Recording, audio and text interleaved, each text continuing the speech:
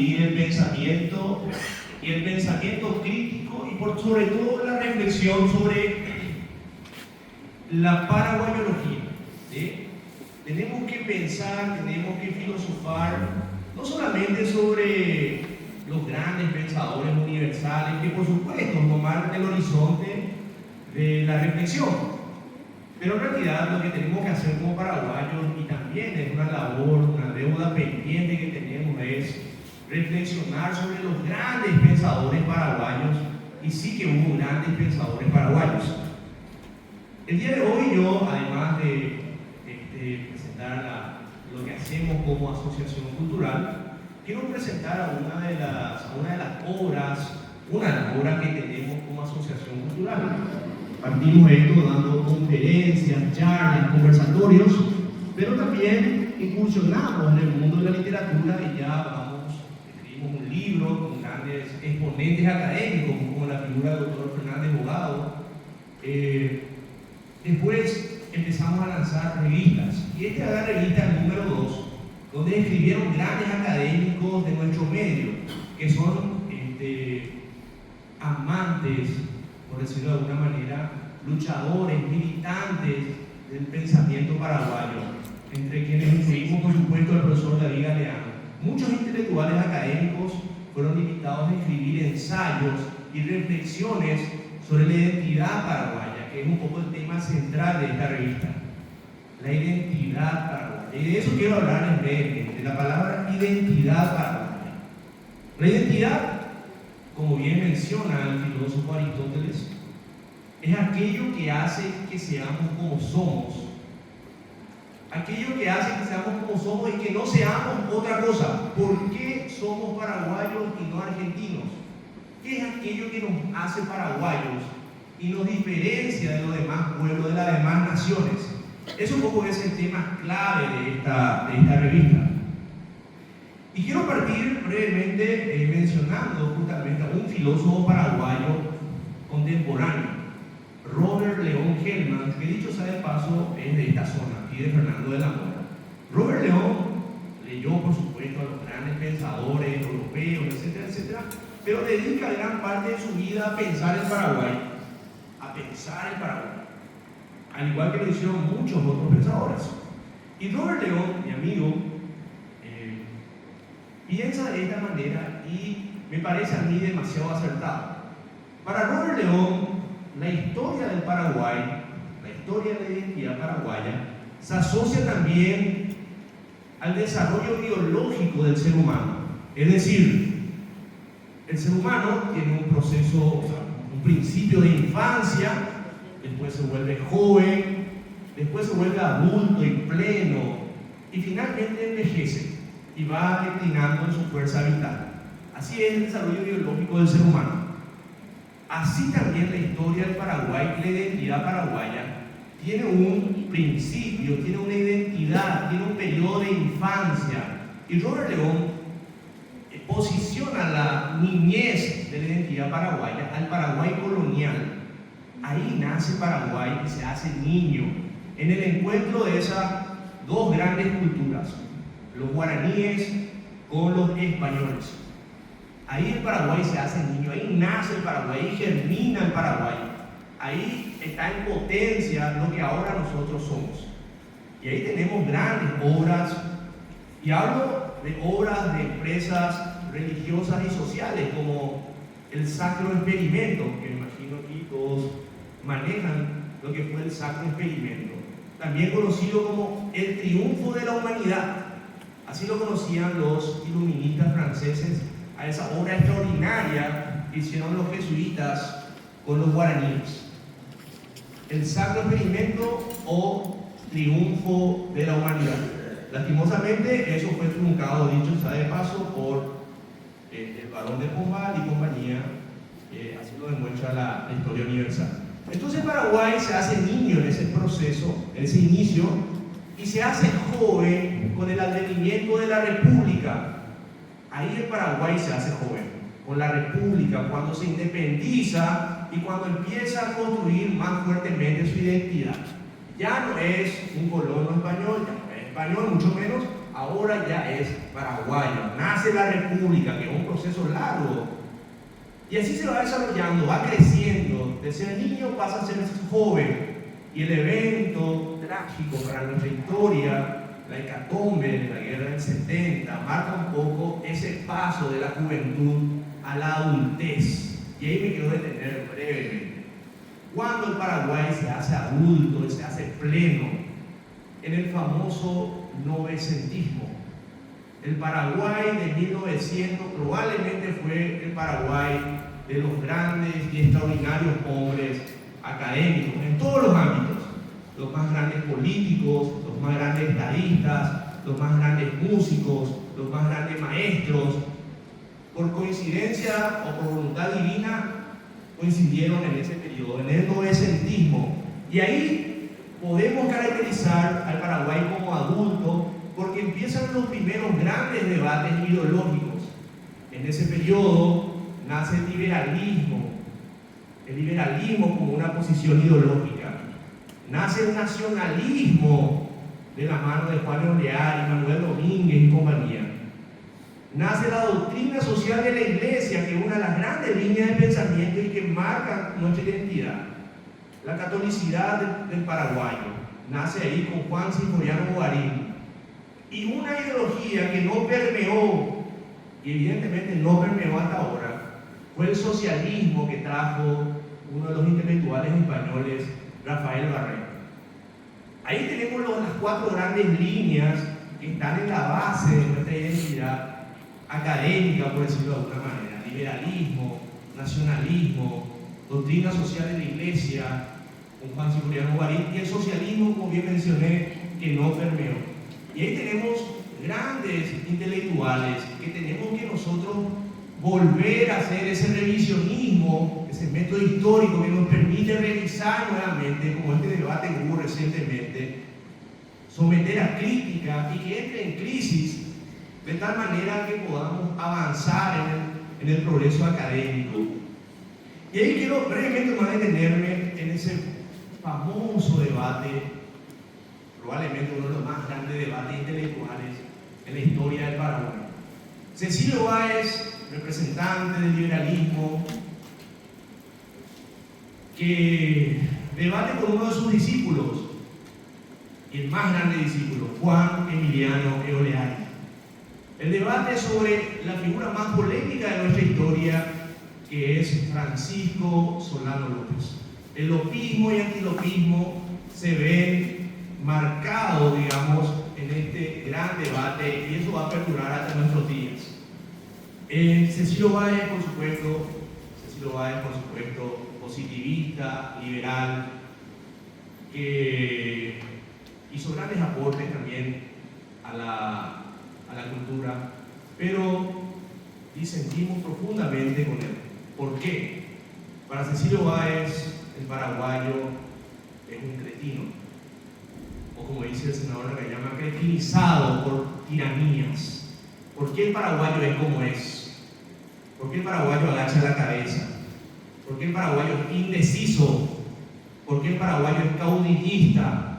Cecilio Báez atribuye eso directamente a las tiranías. De hecho, en 1903 publica su magna obra titulada Tiranía en Paraguay. Fantástica obra que hay que ver con mucha delicadeza para poder leer, cuestionar, criticar, por supuesto. Cecilio Báez cuestiona la obra jesuita y ya ahí él encuentra la raíz de nuestra sumisión. Nuestra identidad se basa en la sumisión, dice básicamente, porque en las raíces, al aborigen, al criollo, al mestizo, se le formó bajo una sumisión. Y eso vinimos arrastrando con la dictadura del doctor Francia, la dictadura de los López. Y básicamente toda nuestra historia es la historia de la dictadura. Y eso hizo, de alguna manera, que seamos como somos, dependientes del caudillo, del líder, esperando siempre al Mesías político que solucione los problemas del Paraguay. Ahí está, en gran medida, una de las crisis de nuestra identidad, digamos. Por otro lado tenemos a Juan Oleari que ve la realidad de una manera totalmente distinta. El paraguayo no es sumiso, es gallardo, heroico, nunca se rinde, nunca. Siempre es resiliente. Y la historia del Paraguay no es la historia de la dictadura, es la historia de la resiliencia. Siempre se levanta, con una historia trágica, pero siempre se levanta. Y finalmente, otro de los grandes intérpretes de la identidad y de la paraguayología paraguaya es Monseñor Sarovera, que hace un análisis del paraguayo desde la doctrina social de la Iglesia. Sarovera, imagino que todos aquí lo conocen. Monseñor Sarovera escribe mucho y escribe de una manera extraordinaria, formado bajo la disciplina jesuita, un hombre universal que tranquilamente puede sentarse en la mesa de cualquier intelectual del mundo y estar al mismo nivel. Extraordinario Sarovera. Sarovera vuelve de Villarrica y el obispo de la época lo manda a Buenavista. Era un pueblucho pequeño, hablamos de la década de los 50. Y Sarovera se propone cambiar la manera de pensar del paraguayo. La cosa más difícil del mundo, no solamente en Paraguay, en cualquier parte del mundo, cambiar la cosmovisión de la gente. Eso es dificilísimo. Y se dedican a la docencia, y creo que todos aquí somos profesores. No hay nada más difícil que cambiar la mentalidad de un chico o de un joven, y más todavía un adulto o un anciano. Cambiar consejos y ya, ¿verdad? Entonces, Sarovera fracasa, como era de esperarse, y en medio de la desgana, inclusive de la depresión que él reconoce, dice: ya no voy a hacer eso, voy a describir al paraguayo para saber cómo es el paraguayo. Y de ahí nace una de sus obras más, no sé si la más grande, pero al menos la más reconocida: El paraguayo, un hombre fuera de su mundo. La dinámica, la vida del paraguayo no se desarrolla al mismo nivel que la vida del mundo. Mientras el mundo está preocupado por la suba del dólar, el precio del petróleo, la posible aniquilación de toda la especie humana por una tercera guerra mundial, el paraguayo está en otra dinámica.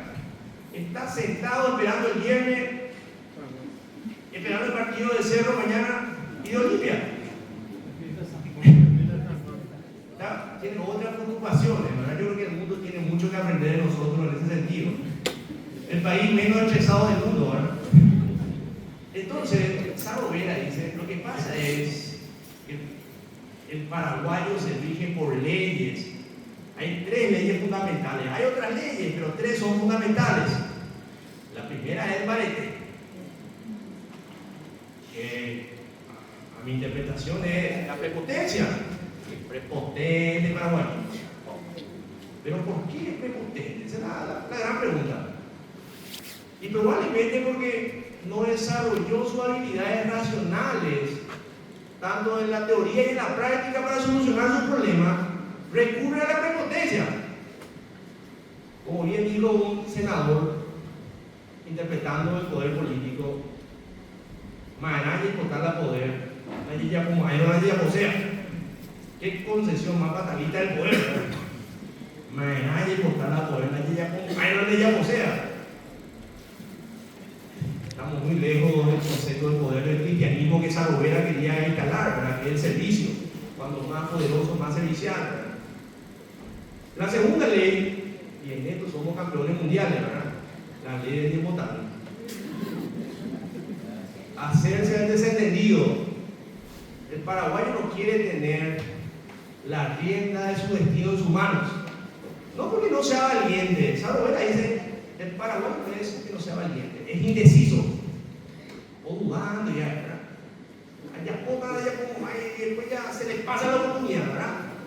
Entonces el paraguayo ni votaron, espera que se solucione todo por una fuerza mágica o por la providencia, pero mañana, ¿verdad?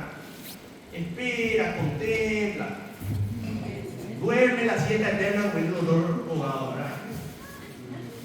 Y por último, otra de las leyes que rige la vida del paraguayo es la ley del Bahibachi.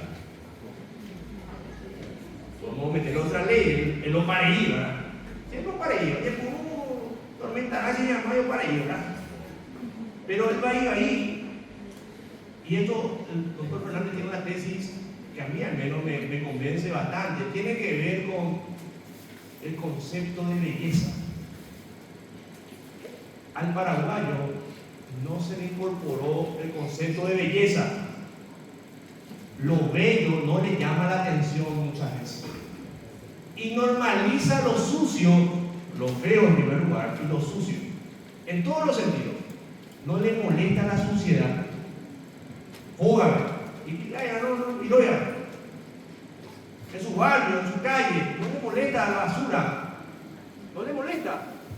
Y eso tiene una repercusión social, económica y política muy fuerte después. Porque si no le molesta lo feo, no le molesta lo sucio, no le va a molestar lo corrupto. Normaliza la corrupción. Parte del paisaje, ¿verdad? Parte de nuestra identidad de la corrupción, entonces, ¿verdad? Entonces esa novela interpreta primero al paraguayo. Y en esa dinámica, otro de los grandes paraguayólogos, por inventar ya este término porque probablemente no existe, ¿verdad?, es Elio Vera, periodista, gran intérprete del paraguayo. Elio Vera, solamente quiero serlo honesto, ¿verdad? Elio Vera dice que hay dos Paraguay. Hay un Paraguay de verdad y un Paraguay de Guapú. El Paraguay de Guapú es el informe del presidente hace una semana. Hospitales y pucha, yo viví en ese Paraguay, me imagino ustedes también, ¿verdad? Un país de maravilla. Exactamente. Hay 5 o 6 tipos hablando del Paraguay de Guapú. Se sientan, toman café y pintan el Paraguay de Guapú. Pero está el Paraguay de verdad. Me apena el Paraguay de verdad. Y hay una distancia infinita entre el Paraguay de Guapú y el Paraguay de verdad. El Paraguay de verdad es el prójimo que hace patria a las 4 de la mañana, se levanta, se va a su trabajo, después se va a la facultad, estudia, lucha por ser mejor. Este es el Paraguay de verdad, que va a sostener este país. Y gracias a este Paraguay de verdad seguimos siendo una nación. Gracias a este Paraguay.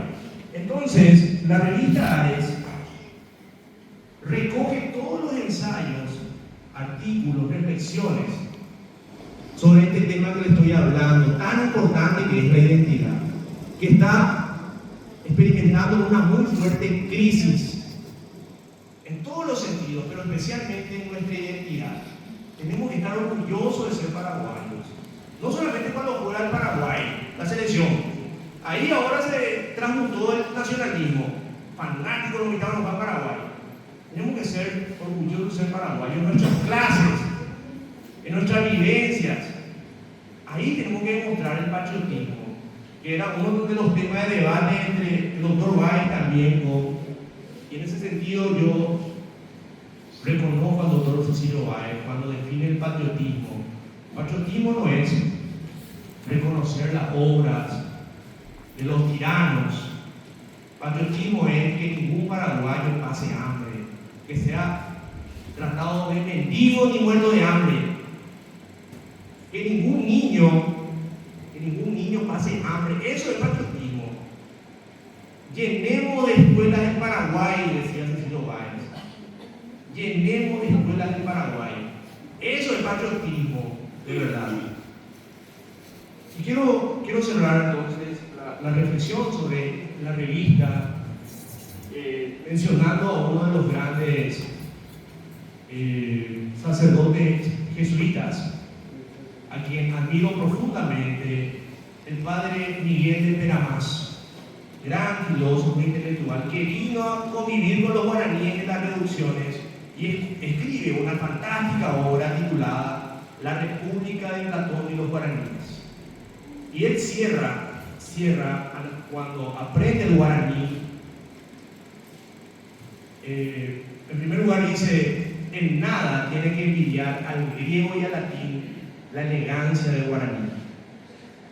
Repito, en nada y eso va en Europa y todo el mundo se asombra de este maravilloso idioma, porque según los guaraníes, Dios habla guaraní.